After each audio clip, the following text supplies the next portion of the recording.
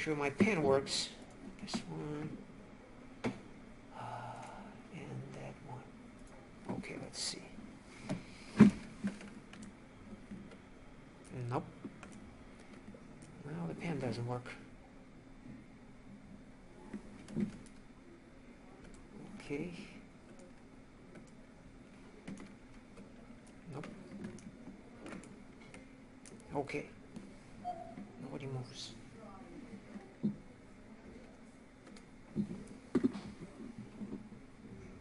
Okay, so all right, so we'll just try to make the best of it.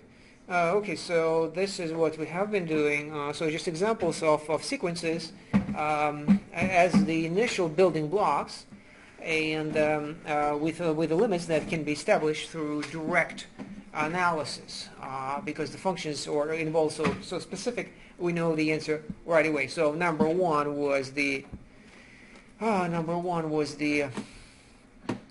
constant sequence. Nope. It's doing it again. This is correct. And this is okay. One more time.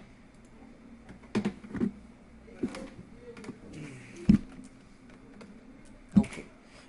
Constant sequence. Constant sequence. Definition of the constant sequence is here. The limit is there. Okay. Very simple. The next, but in simplicity, is the arithmetic progression. Okay, arithmetic progression. So that's the name to be remembered. I had both the recursive sequence and the explicit functional representation here, and then it is followed by the limit of three possible cases of what can happen depending on the parameters. Okay, so the next one is the geometric progression is this. So the explicit formula is this. And finally, depending on those two parameters, we have a bunch of possibilities listed here. Okay, so what remains is, well, there is one more example, and that is the powers of n. Powers of n that actually correspond to the powers of x.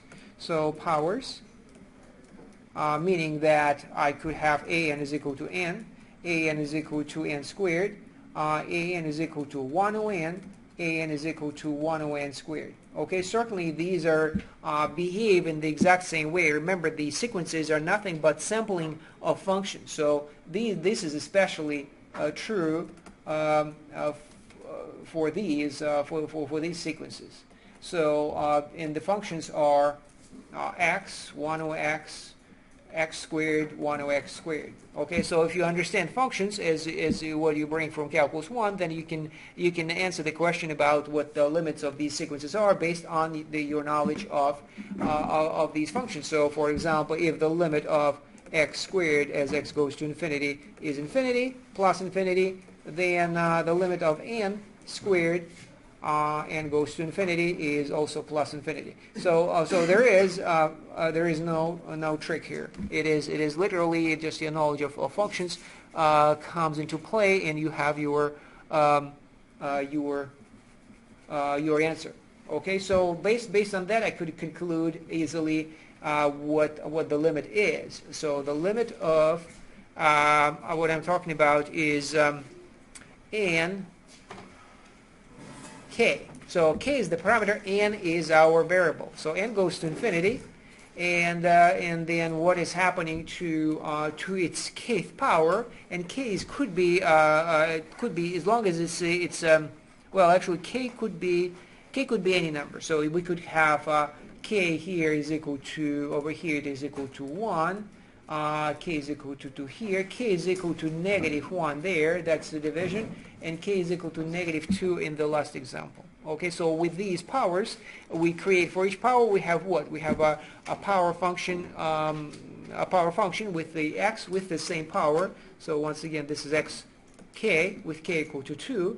And so k determines everything we need to know. So certainly you remember how power functions behave. They behave what, like this, x squared, x cubed, and so on. Okay, so if you know that, that's a start. Then there is what? there is x like this, and then what does this x1 half look like? X1 half. What is that function? It rounds off. It's like telling us a straight line, but it starts out as a curve. It starts what? It's like less than the linear. Right, right. It is indeed less than linear, and it is kind of might give you an impression that it flattens out.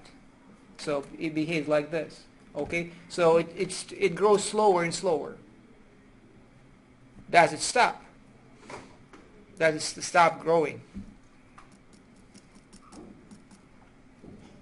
Square root of x, where does it end up?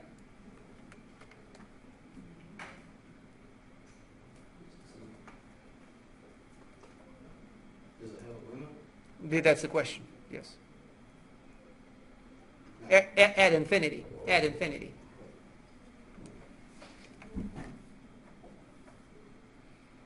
Well, it's clear with the other one. X squared goes faster and faster and faster. X is just going straight. What about x1 half? Also known as x1 half, also known as square root of x, right? So where does square root go?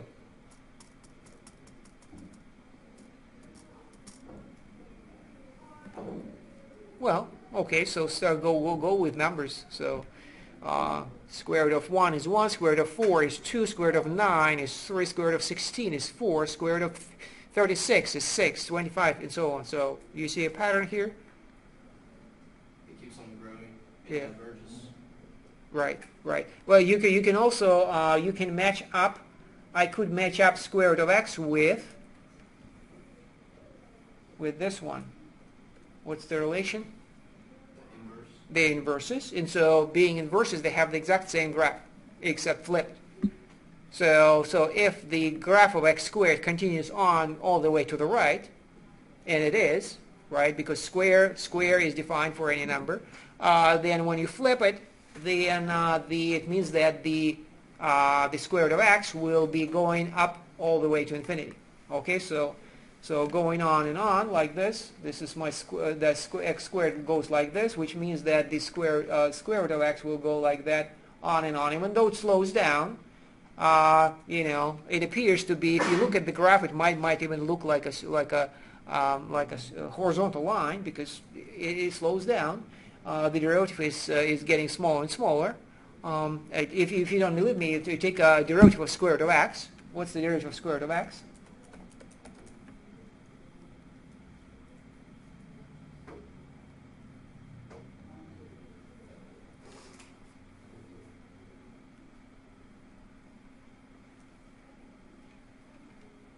The power is 1/2, so 1/2 x to the negative 1/2. right. So 1 over 2 square root of x. Okay, and its limit is, what's its limit at infinity?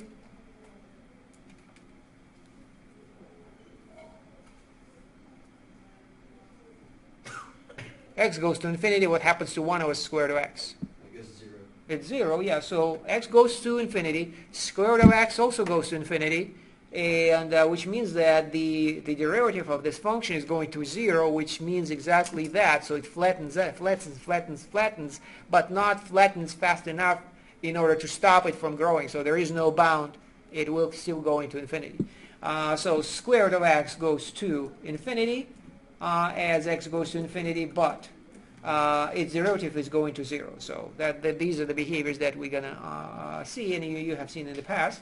And right now we are making a simplifying step by dropping x and replacing it with n. Okay, so this is the n I'm talking about, but it's still at the limit. The limit is still at infinity. So x goes to infinity or n goes to infinity. What is the difference? It is sampling. Once again, it's entirely about sampling. So it's like I'm looking at a bunch of points on the same graph, and asking the same question: where does it go at infinity? And the answer is, unless there is some kind of a wild oscillation, the behavior is the same.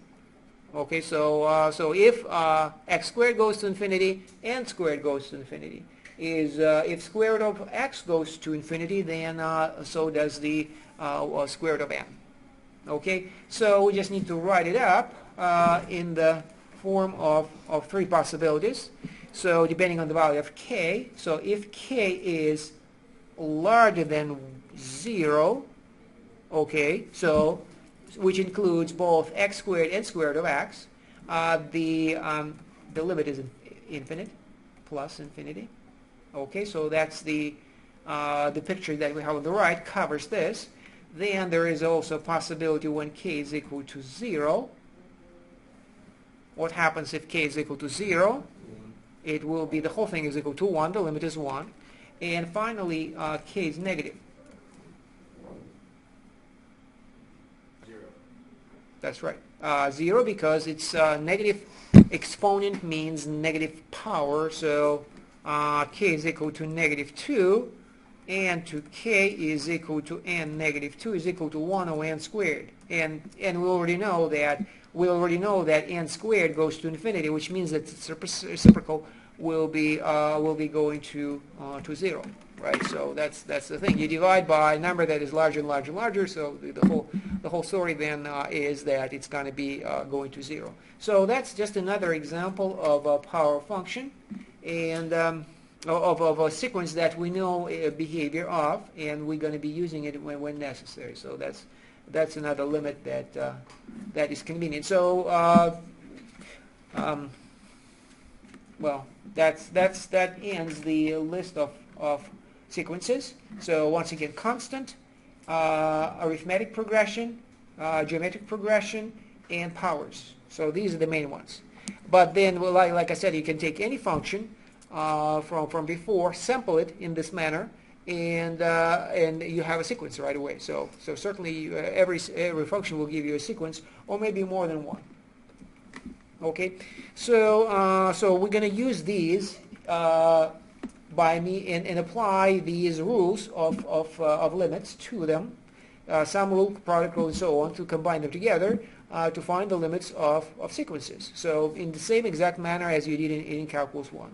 Okay, so just let me have a couple of examples of that. Say, well, let's do a power. Say if I have sine 1 over n cubed, limit n goes to infinity. What do I do with it?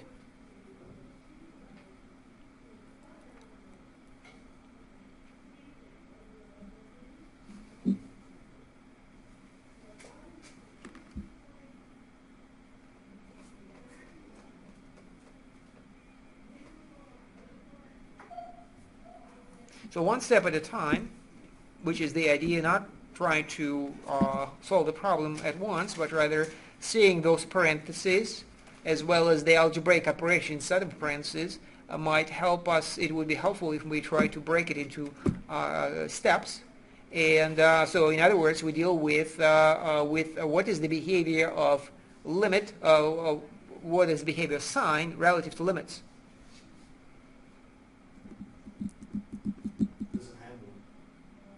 What do you mean? It's like in between 0 and 1, right? That's right, but that's okay. We are not, as you can see, that's a fair question to worry about. Indeed, sine oscillates, so that we do know that the limit of sine n does not exist.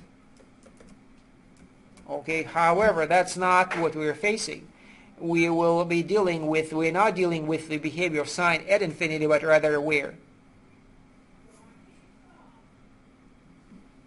Does not exist, limit of sine does not exist at infinity, but even though n goes to infinity, sine, it's not sine of n, it's sine of 1 over n cubed. So, what are we dealing with here? Is it sine of 0? That's right. That's right. That's why even before, if we don't want to jump to conclusions, but just to answer the concern, which is what about the limit of sine which doesn't exist? Well, it does not exist at infinity. And we're not at infinity. This thing goes to, as we just established, where does it go?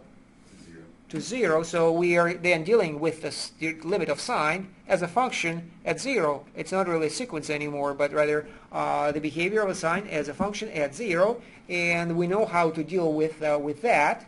What do we do with sine?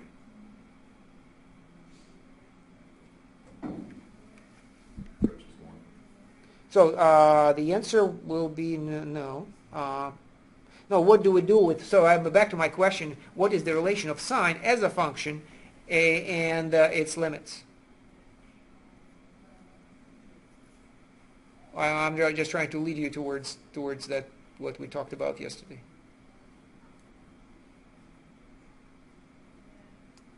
Sine and its limits, not at infinity. So since we know that we're not talking about sine at infinity, we're talking about sine at every other point.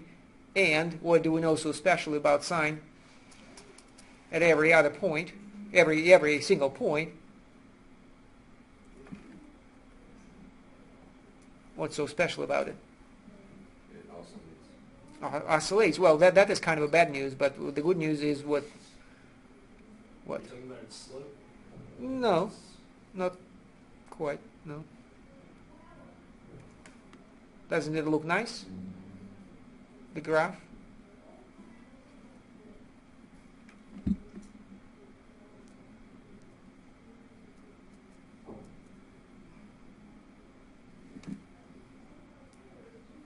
So just what is so special about sine?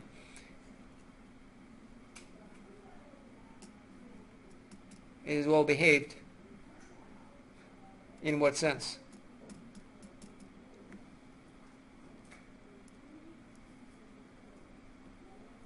We talked about that yesterday and last week too. Functions that behave well relative to limits are called. It's continuous. They're called continuous. Yes. So it is continuous, and that's what matters. It's not well behaved at infinity, but that's okay because we care about what's happening here, and the behavior very nice. It's called continuous. Specifically in terms of limit, it means that the limit of that's the definition of continuity. The limit of sine of x goes to a is equal to sine a. Okay, so that's the definition of continuity. We evaluate the limit by, limit exists to begin with, and we evaluate it simply by substitution. So that's the good news. Once we establish the continuity of sine from calculus 1, we then can deal with, we can apply what amounts to the definition, but also known as the composition rule. When that function on the outside, sine, is continuous, then I can pull it out of the limit because it's so well behaved. So composition rule.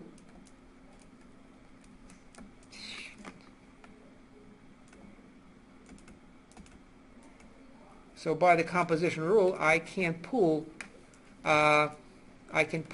sine out like this, sine of, and then we have a limit, 1 over n cubed. The order of things changes because the sine is such a nice function, so it will not ruin our limits. So if the limit that I found at the bottom, if it exists, then sine will, the limit of sine is simply the value of that limit. So that's what I'm talking about here. Okay, so once again, if this limit exists over here, then how do I evaluate the limit? By simply plugging a into my function. So if that limit that we have discovered exists, then the answer will be simply to take it and plug it into sine. So that's the idea of the composition rule. Applies only to continuous functions, but since just about every function that we have known is continuous, for practical purposes, they all continuous. So but you do have to say the magic words, which is, well, we apply the composition rules because this function is continuous. So applied because sine x is continuous. Okay, and then once this is all have been said, we are looking at just 2 lines up to figure out what the limit of inside the parenthesis is. What is it? 0, because k is equal to -3, right? K is equal to -3, so we divide by a larger and larger number, and we have 0. And so, in sine of 0 remains to be evaluated. The answer is 0. Okay, so that's how usually it works out. Just carefully identifying the sequences. if there is a function involved, you take its identify, make sure that it's continuous.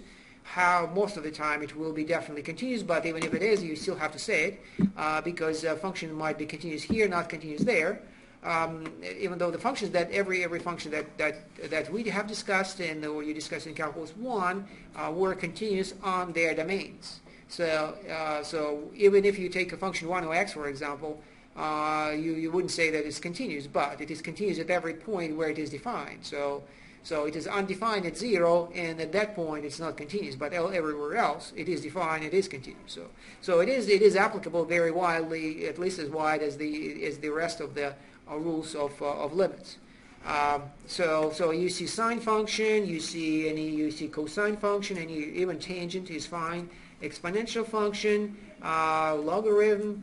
All of these are good, well-behaved functions in any kind of rational functions as well. Okay, any powers as well. So all functions are well-behaved.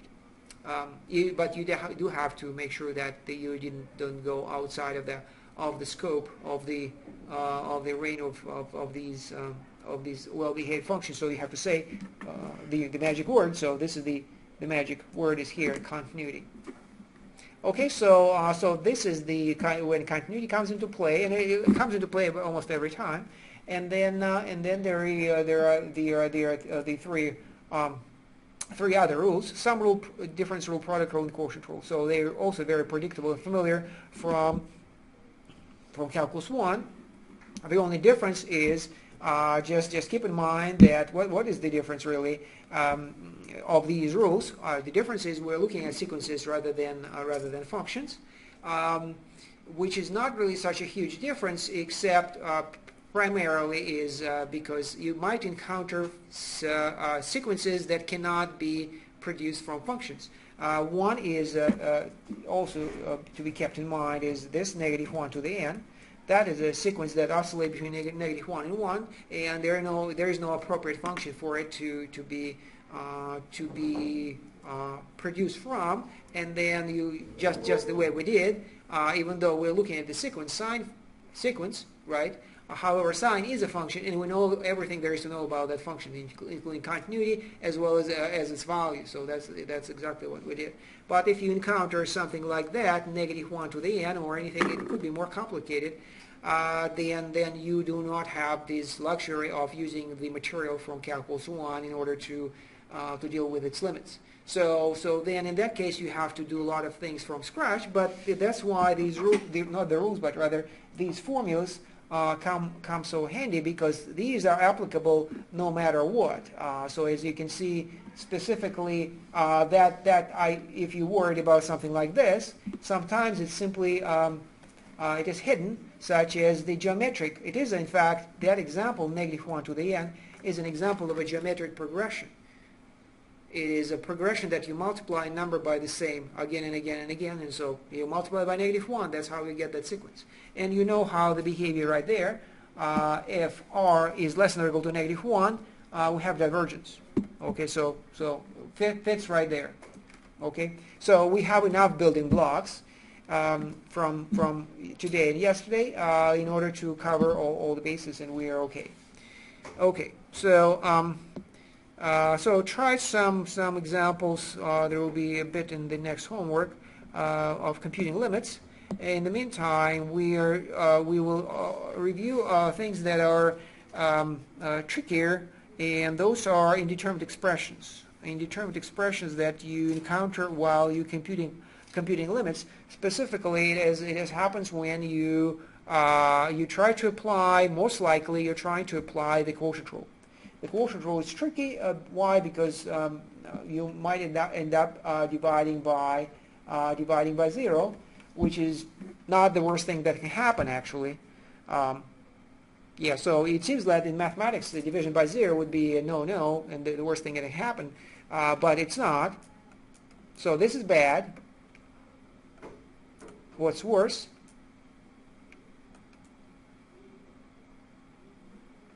0 over 0? Yes. 0 over 0 is worse, even though it doesn't have to be necessarily, because 1 over 0, you know what it is pretty much. It is infinity. Okay, so if you think when you see expressions like that, you treat them, you can only understand them in one way only, and that is there's a limit somewhere. So meaning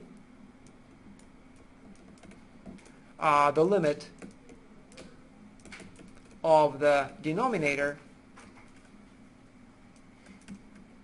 is 0.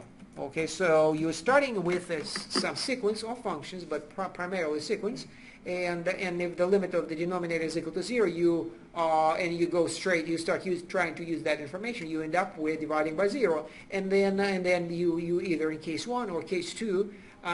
If you are in case 1, then you don't have to, it's not that bad, because you know that your sequence diverges, and it diverges to infinity. Okay, so if the limit of the numerator, that's the case 1, limit, so this is what they have in common, these two cases. The limit of the denominator is 0.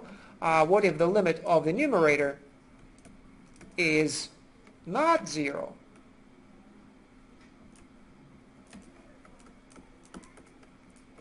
Okay, then we are in a good place, because then what? Then the limit of the fraction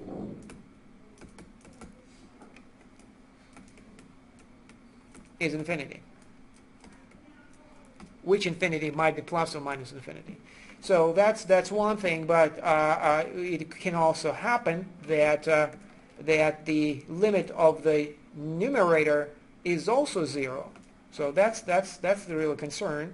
What if the limit of the numerator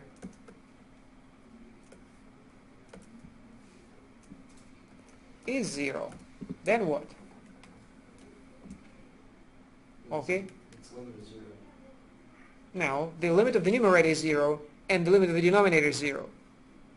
What does it mean?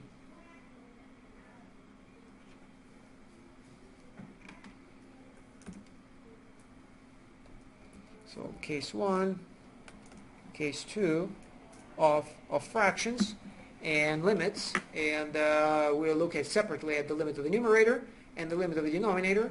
And we're assuming that the limit of the denominator is 0, okay, to begin with. And then there are two possibilities, that the limit of the numerator now is either 0 or it is not.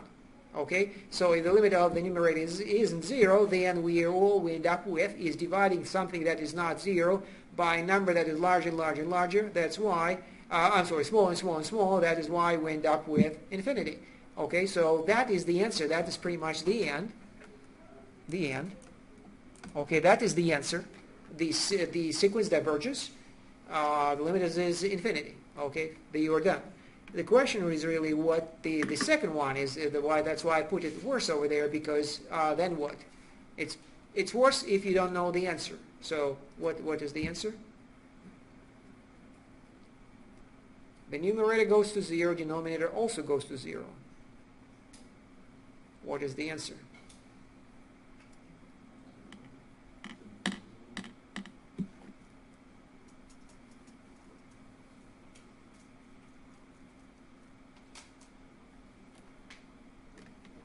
Well, if you don't remember the answer, or if there is no answer, in fact, then look at examples.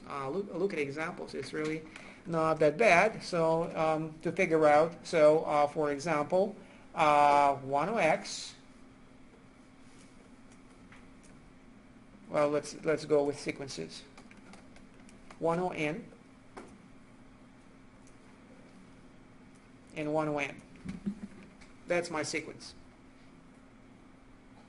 Okay, so let's confirm that the numerator goes to 0 and the denominator goes to 0. What's the limit of the whole thing?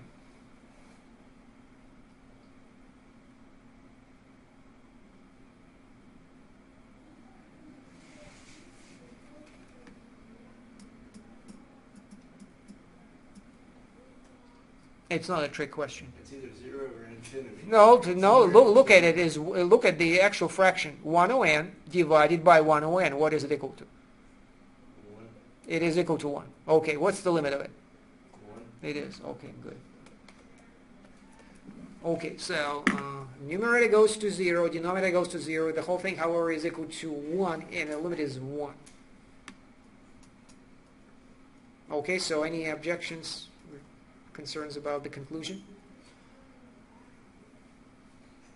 So what's the answer then to the question?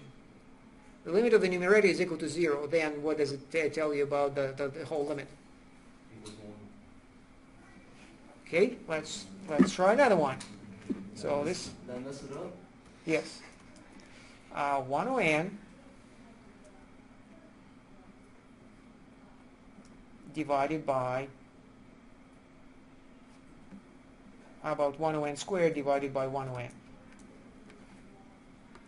Okay, the numerator goes to 0, denominator goes to 0. Where does the whole thing go?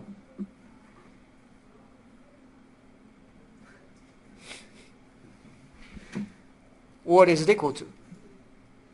1 over, you remember how to divide fractions, do you? It equals 1 over n. That's right, it equal to 1 over n. So where does it go? It goes to 0. It goes to 0. Okay, so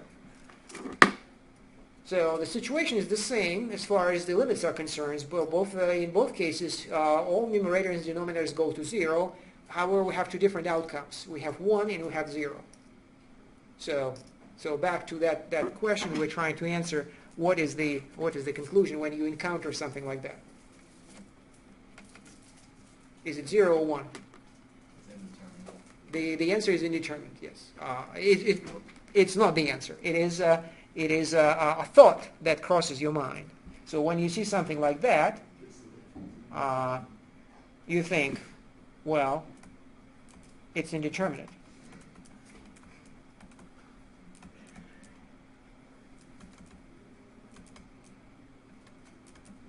But that's not the answer. One of these is the answer. Right. So it could be, the answer could be 1, it could be 0. Could it be anything else? Could it be anything else or other than 1 and 0? How about 1 over n goes to 0, divided by 1 over n squared goes to 0. Where does the whole thing go?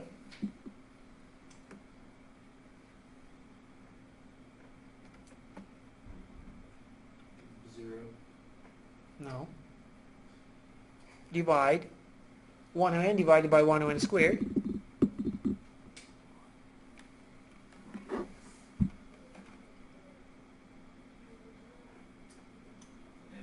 And where does it go?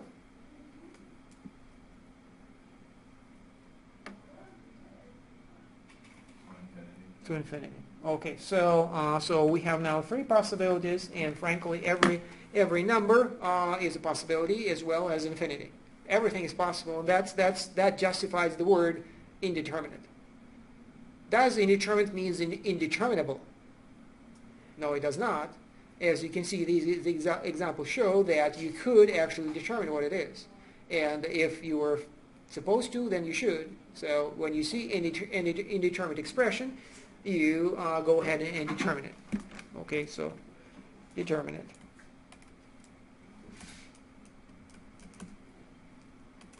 Okay, just you will be in the position either 1 or 2, second or third examples, and you should be able to figure it out through algebra. That's what we did. If you just try to understand what 0 divided by 0 is, you won't. It doesn't have a meaning. But if you do come to this place when you're facing 0 divided by 0, it does not come from nowhere. Nobody should or will ever ask you the meaning of 0 divided by 0. It comes from sequences, and it just happens to be the sequences that have limit of a numerator and denominator both equal to 0, and that makes things complicated, but it does not make it meaningless. It does not make it well, you know, it doesn't mean that you should give up. All you have to do is just do some algebra. Okay. So how the question could be asked, well, how do you even get into this kind of trouble? Why would you end up with 0 divided by 0? It's very simple. So how do I get from over here, say this one is a very simple example. How did I end up here? How did I end up with an indeterminate expression? What caused it? Why did not I proceed this way? This is a good way. Just divide by one by the other, numerator by denominator, is discovered that it's equal to 1, and then limit is 1. Why did I go to 0 divided by 0?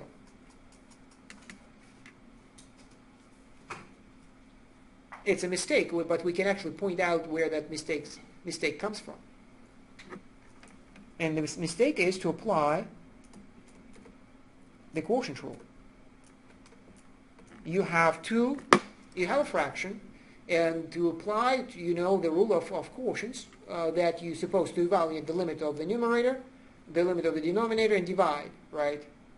That's how you evaluate limits of ratios, of fractions, right? Is that correct?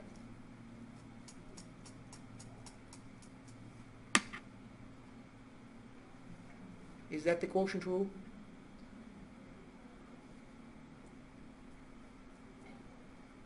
Well, it is, but not quite.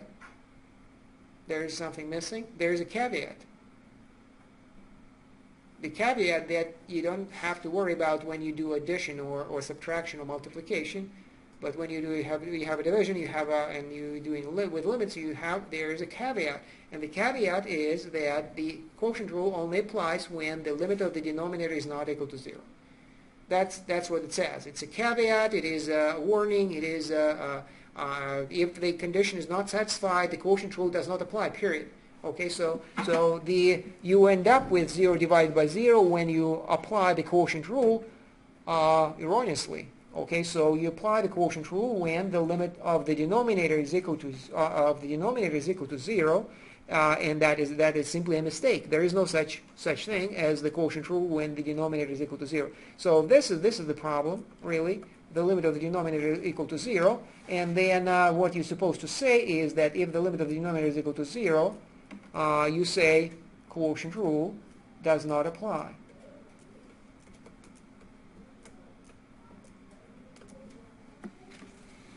Okay, so if you were go ahead anyway, you will end up with 0 divided by 0, and you don't know what to do, and then you try to guess, and that's all the trouble that where it comes from, and all because of this little caveat is that you're not supposed to apply the quotient rule when the limit of the denominator is equal to 0.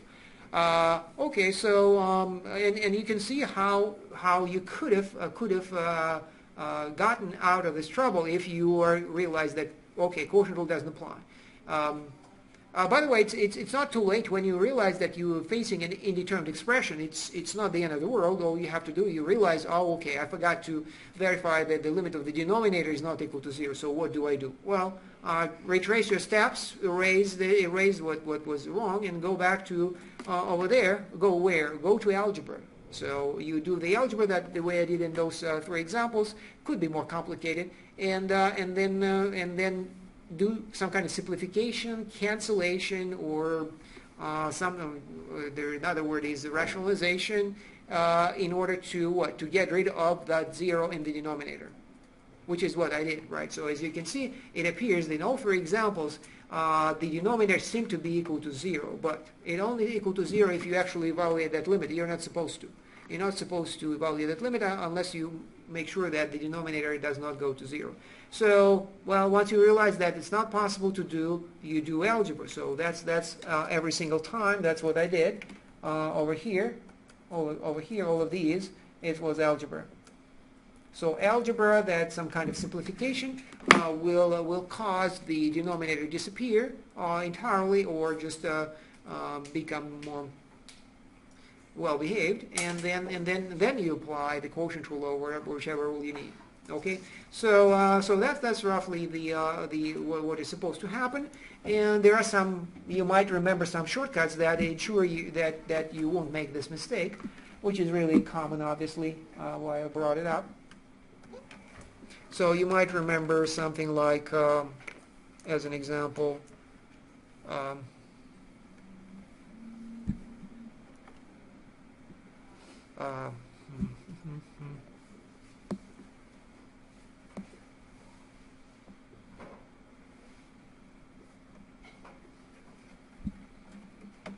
well, it could be the same examples that I have on the right. They could be more complicated. So 1 n plus 1 n squared divided by 1 over n cubed, or something like that, plus 1 over n fourth, something like that. Okay, so it could be more complicated and you have to do extra work, but at least you won't try to apply the quotient rule here. So once you see something like that, you have 0 divided by 0, then you know that's trouble, so you do not apply the quotient rule. But instead, what do? You do simplification. So what do I do with this? You just divide it. Divide by what?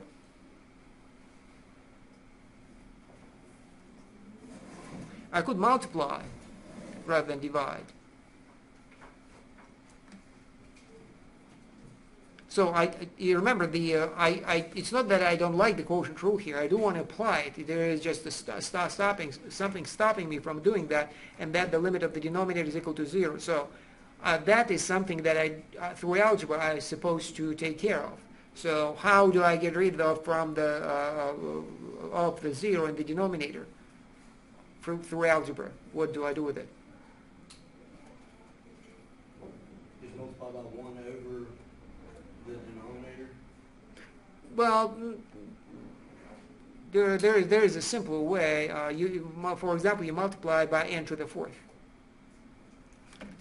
If you multiply numerator and denominator by n to the fourth, then, well, you can see what happens is, so 1 over n plus 1 over n squared times n to the fourth, and what's going to happen in the denominator? It will be n plus 1. Okay, so as you can see, there is no division by 0 anymore.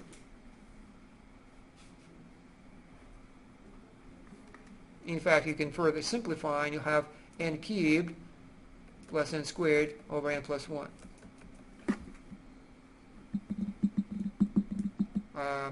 Yes. Okay, so what's now?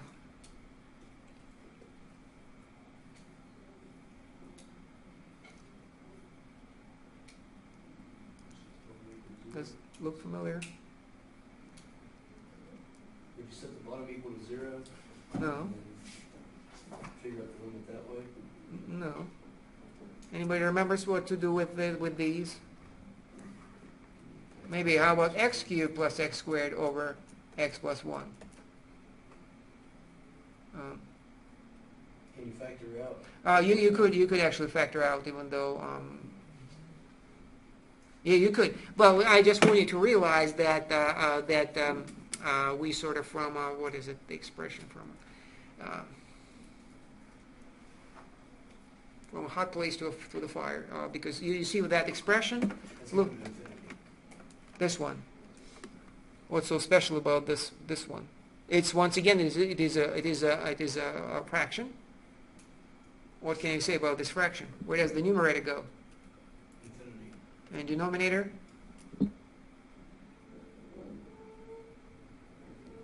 N plus 1, where does it go? Infinity. Infinity. So it's infinity over infinity. What would you like to say about that? It is an indeterminate expression. But once again, we already know what to do with indeterminate expressions. But first of all, we know where they come from. They come from applying the quotient rule unjustifiably. Okay, so we're not going to go, this step we're not going to take. This was just to see where we are. But really, we're not allowed to make that step because the quotient rule does not allow to, the limits have to exist in the first place in order for us to make that conclusion. Firstly, and secondly, we really, all this analysis applies. All the analysis applies. The caveats, the ways to get out of it, they still apply. So you have 0 over 0 is as bad as infinity over infinity. They are both equally bad. So you're not supposed to divide by 0, especially if the numerator is also 0. But same with infinities. You're not supposed to divide by infinity, really, and especially if the numerator is equal to also infinity, or is limited to infinity. And we know what to do. You can easily think of examples that I have on the right that indeterminate expression 0 over 0, but also infinity over infinity can produce any answer that you can imagine. So it could be any number. So that what we're looking at here is in blue. is an indeterminate expression for the time being. Well, it's not an indeterminate expression. If we try to apply the quotient rule, then we're going to end up with an indeterminate expression. But other than that, we know what we're supposed to do with it. We're supposed to do algebra in order to get rid of the infinity in the denominator, and that can be done in a number of ways. In particular, what was just suggested a minute ago, you can factor it, right? So n plus 1, n squared n plus 1 over n plus 1, right? And we have n squared, and this one goes to infinity as n goes to infinity. So as you can see, that this part was avoided, and there is nothing indeterminate about it. And the answer is infinity, but it could have been anything else. It's really every number imaginable could have been the answer. So the two main indeterminate expressions are 0 over 0, infinity over infinity. They're just like you should not think of them as the answers. You should not think of them as anything else, but like a big stop sign, which tells you that stop and go back, and you made a mistake. Probably a quotient rule applied unjustifiably, and then you get out of trouble by doing algebra. Okay, so we'll do a little bit more of that next time.